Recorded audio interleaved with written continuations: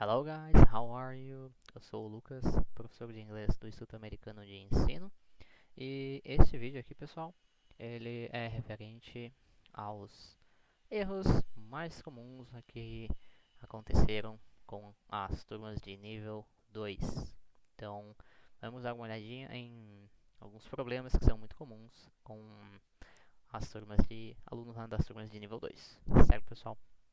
Então, vamos lá, a gente vai começar falando de Present Perfect, que foi aí uma dos principais problemas.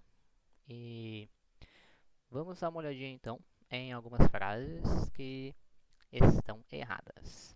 Por exemplo, a gente tem lá então em vermelho, né, a frase I live in São Paulo since I was a child. Okay? I live in São Paulo since I was a child. I study English since 2018. Okay, I study English since 2018.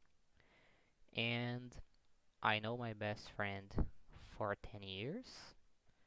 Okay, I know my best friend for 10 years. And I have this phone, or I have this phone for 2 years. Okay, I have this phone for 2 years. Ok? Então, essas frases todas, elas têm problemas, né? Elas estão erradas. E observem comigo, né? Qual que é o problema delas? Se a gente for analisar essas frases pensando em português, né? Se a gente literalmente pegasse, né, a frase em português, transformasse, né, para o inglês, essas frases até fariam sentido. Vamos falar, eu moro em São Paulo desde que eu era criança.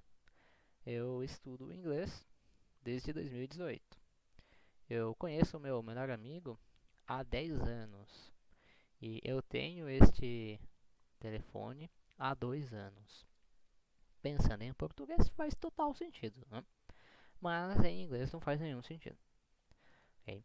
Essas frases todas, elas, se você observar, né, elas estão expressando uma ideia no presente. Né? Eu moro em São Paulo desde que eu era criança. Eu estudo inglês desde 2018. Então a pessoa ali no caso, né, ela usou sempre os verbos no presente. Né? Eu moro, eu estudo, eu conheço, eu tenho, certo? Mas esse tipo de frase, em inglês, a gente não expressa com as formas no presente. A gente usa o present perfect. Sempre que você vai se referir a um fato, né, a algo que começou em qualquer momento que seja, né, no passado, e que ainda é verdadeiro hoje, ou que ainda acontece, que continua, né, acontecendo hoje, a estrutura que você vai utilizar é a do present perfect. Todas essas frases se encaixam nisso. Porque quando eu falo que eu moro em São Paulo desde que eu era criança, quer dizer que é algo que começou, né, esse fato, né, de eu morar em São Paulo, começou quando eu era criança e ainda continua, que eu ainda moro em São Paulo. Ou que eu estudo inglês desde 2018, esse fato, né, de eu estudar inglês começou em 2018, mas ele ainda continua, né, porque eu ainda estudo inglês. Mesma coisa com eu conheço meu melhor amigo há 10 anos, né? Esse fato, né, a nossa amizade começou há 10 anos, mas continua hoje. E assim como, né, eu tenho este telefone há 2 anos, né? Esse fato, né, de possuir este telefone começou há 2 anos atrás e ainda continua. Né? São todos fatos ainda verdadeiros, né? Nenhum deles encerrou. Para tudo isso, né, sempre que você vai se referir a esse tipo de coisa, usa a estrutura do present perfect. E a estrutura do present perfect, ela é como? Vamos dar uma olhada. A gente tem então lá aquela primeira frase, da forma correta, seria I've lived in São Paulo since I was a child. Ok? Por que I've lived in São Paulo since I was a child? Porque aqui a gente tem a estrutura do present perfect, que é o I have, que está contraído, né? I've. E aí o lived, todas as frases, né, com o present perfect tem o have como verbo auxiliar, que pode ser contraído, né, com o sujeito, e depois tem um verbo no passado. Então, o have é o verbo auxiliar, o lived é o verbo no passado. Então, I have, que eu contraí, né, I've lived em São Paulo since I was a child. E essa é a estrutura do present perfect, para você falar de algo que começou no passado e ainda ocorre no presente. Okay? Observa as outras frases. Então, a segunda frase correta seria I've studied English since 2018. Okay?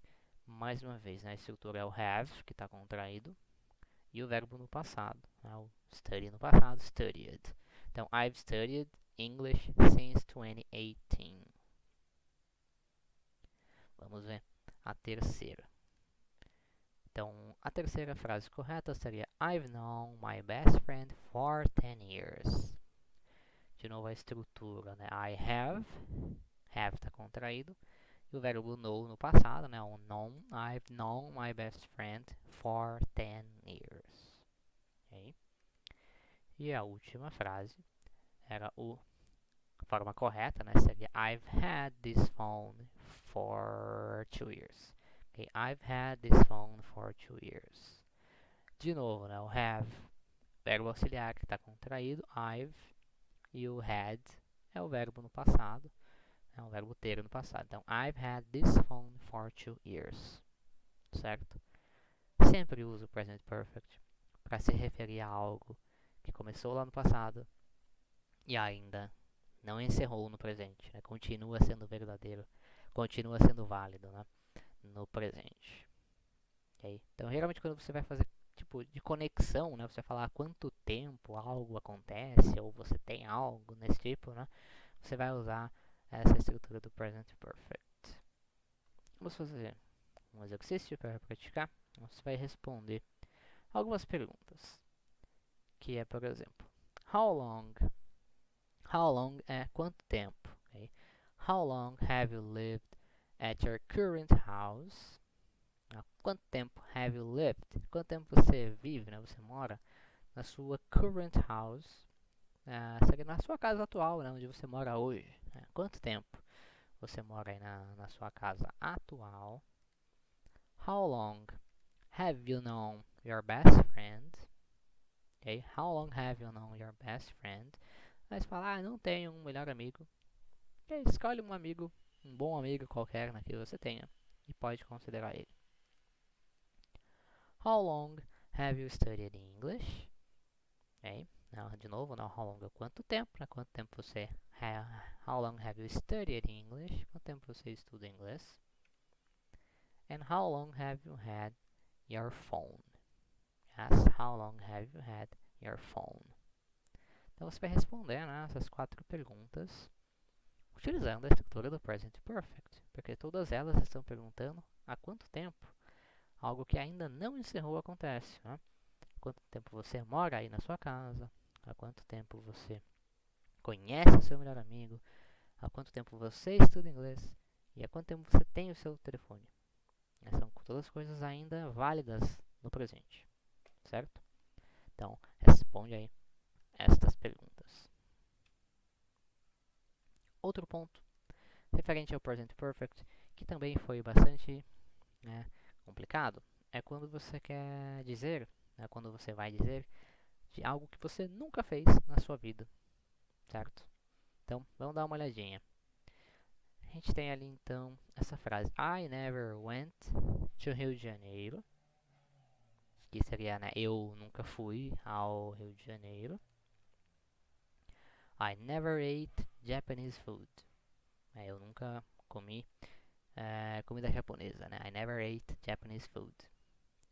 Mais uma vez, né? Pensando em português faz total sentido, né? Nunca fui pro Rio, nunca comi comida japonesa. Mas, de novo, em inglês não faz nenhum sentido. Sempre que você vai dizer algo que você nunca fez, né? Uma frase se refere sempre essa ideia de passado. Eu nunca fiz isso, nunca fiz aquilo. Em nenhum momento da minha vida, desde que eu nasci até hoje. Eu nunca fiz tal coisa. você sempre vai usar a estrutura também com present perfect para você se referir a algo que você nunca fez, né, na sua vida. E a estrutura vai ser I have never, ou I've, é contraído. I have never been to Rio de Janeiro. E nunca estive, né, nunca fui no Rio de Janeiro. E I've never eaten Japanese food. Eu nunca comi comida japonesa. Mais uma vez, né? A estrutura é o have, que está contraído com o sujeito. E aí tem o never no meio, né? Que você vai falar nunca. E o verbo no passado, né? Aqui o been e o eaten. Lembra que os verbos no passado, né?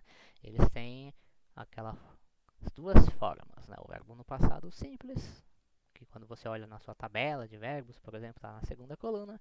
E tem a terceira coluna, que é a terceira coluna que a gente utiliza, né, com os verbos no present perfect. Então, por isso que você está vendo o verbo eaten e o verbo been, a terceira forma do verbo to be, terceira forma lá do verbo eat. Okay? Então, essa é a ideia quando você vai falar que você nunca fez algo na sua vida inteira. Você vai usar I have never e fala, né, o que você nunca fez. Certo? Não é I never, é I have never. Certo? Então, essa é a ideia. E cuidado quando você vai usar simplesmente o verbo ter. E aí, quando você vai falar, por exemplo, eu tenho 2 gatos. E aí, quando você vai falar isso, você faz esse tipo de frase. I've 2 cats. Que I've, no caso, né, seria o have contraído. Isso aqui não dá certo. Okay? I've 2 cats. Esse have contraído, ele é o verbo auxiliar do present perfect. Ele não é o verbo ter. Okay? Não é o verbo ter, possuir. Então, você não pode simplesmente pegar o verbo ter e contrair ele com o sujeito. Porque quando você faz essa contração, né, você está dizendo que aquele have é o verbo auxiliar do present perfect. E não, de fato, o verbo ter, possuir. I've 2 cats não faz o menor sentido. Assim como I've a sister and a brother. Também não faz o menor sentido. Você tem que usar o verbo ter. I have 2 cats. I have a sister and a brother. Certo? Então, cuidado. Este verbo have, né, do present perfect, que você contrai com o sujeito, ele não significa ter. Ele é o verbo auxiliar. E o verbo have como ter não tem absolutamente nada a ver. Certo? Vamos fazer, então, mais atividades. Primeira coisa que você vai fazer é write 4 things you have never done. Aí você vai escrever 4 coisas que você nunca fez. Pensa em 4 coisas que você nunca fez na sua vida. Escreve usando a estrutura do present perfect. E depois você vai responder algumas perguntas sobre coisas que você tem. Ou vamos utilizar essas 3 perguntas aqui. How many pets do you have? Lembra que pets são animais de estimação, ok? How many pets do you have? How many brothers and sisters do you have? And how many friends do you have on social networks? Okay? How many friends do you have on social networks? Social networks são redes sociais, okay? Quantos amigos você tem, né, nas redes sociais, certo? Então, para essas 3 perguntas, né, você vai responder utilizando o have como verbo ter, certo? Cuidado com aquelas contrações. E para a gente finalizar, temos o should e o must, que aconteceram alguns probleminhas, né, com o uso deles também. Então dá uma olhada. Lembra que o should ele é geralmente usado como deveria, né, para dar algum tipo de conselho, recomendação, como you should to go to the doctor, que tem um problema ali na frase, ou he should to help with the housework, né, ele deveria ajudar com o serviço doméstico, né, o serviço de casa. I must to study more. É o must, que ele também pode servir, né, como uma palavra para dar uma recomendação. mas ele tem também essa ideia de você se referir a algo que é uma obrigação, né? Que você sente que é uma obrigação, como I must to study more. Eu devo estudar mais. And you must to obey the law. Você deve obedecer a lei, certo? Mas, enfim, qual que é o problema, né, com essas 4 frases? Que é um problema muito comum, né? Que acontece muitas vezes. Esses dois verbos, should e must, né, eles são considerados modal verbs. E todos os modal verbs, que também provavelmente vocês lembram de can e could, e outros dois modal verbs, você nunca usa, depois deles, a preposição to. Quando você vai quando você utiliza, né, o should, o must ou qualquer outro modal verb, antes do próximo verbo, você não usa o to. Então essas frases todas, né, elas ficariam you should go to the doctor e não you should to go to the doctor. A segunda ficaria he should help with the housework e não he should to help with the housework. Terceira frase, né, ficaria I must study more e não I must to study more. E a última ficaria you must obey the law. Okay, you must obey the law e não you must to obey the law, certo? Lembra-se, né? Modal verbs, que são né, o should, you must, can e could, dentre outros, né? Você não precisa usar o to antes, né, do próximo verbo. Você só coloca o verbo sem a preposição to, certo?